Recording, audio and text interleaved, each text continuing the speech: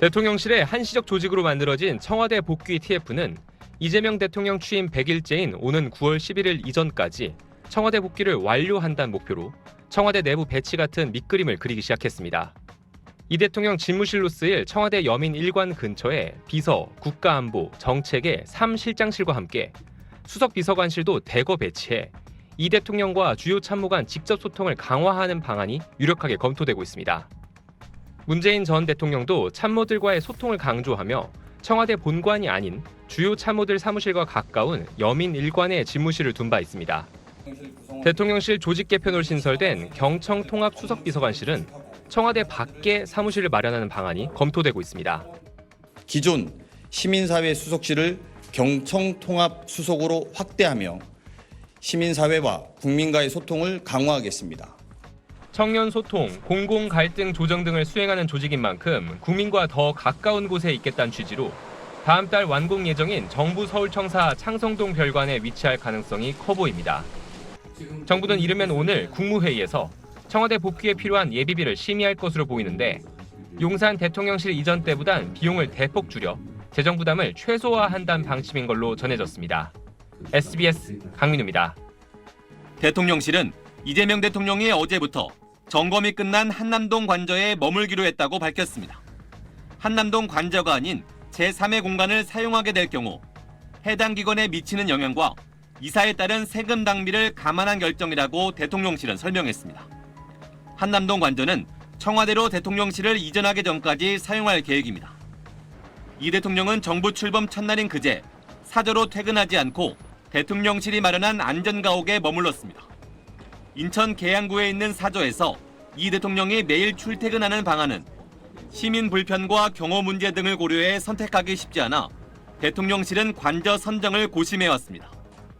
집무실을 청와대로 재이전하는 방안엔 속도가 붙고 있습니다.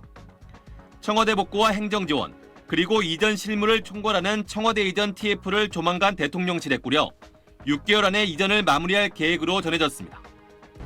이런 가운데 대통령 경호처는 이재명 대통령 출퇴근길의 교통통제 구간을 최소화하고 경호를 위해 따라붙는 대규모 차량 행렬, 즉 모터케이드의 차량 종류를 변경하기로 했습니다. 경호 차량을 SUV에서 크기가 상대적으로 작은 승용차로 바꾸고 차량 경호 중이라도 일반 차량 통행을 최대한 보장하겠다는 겁니다.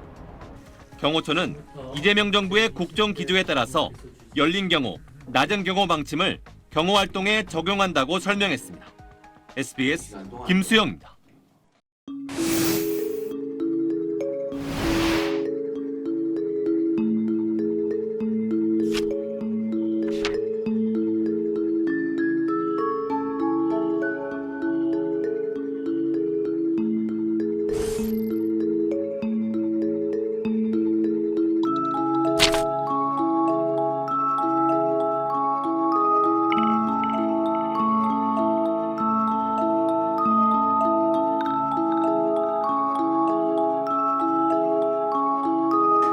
개 수영장이 맞는 것 같아요. 깊이 자체가 사람의 무릎 정도 오는 정도 깊이이기 때문에 사람이 사용하는 것은 아니고 그렇다고 조경용으로 보기도 어렵고 그래서 개 수영장이라니까 딱 그 용도가 정확하다 이런 생각이 들었고